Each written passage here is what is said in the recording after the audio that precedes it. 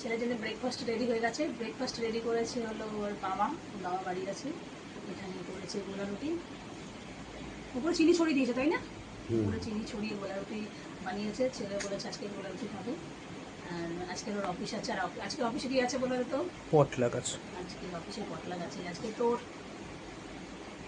তোকে কি ভার দেওয়া হয়েছে আজকে পটলাকে? লুচি বানাতে হবে 30টা। আজকে ওর ভার দিয়েছে হলো 30টা লুচি বানানোর, তাই তো?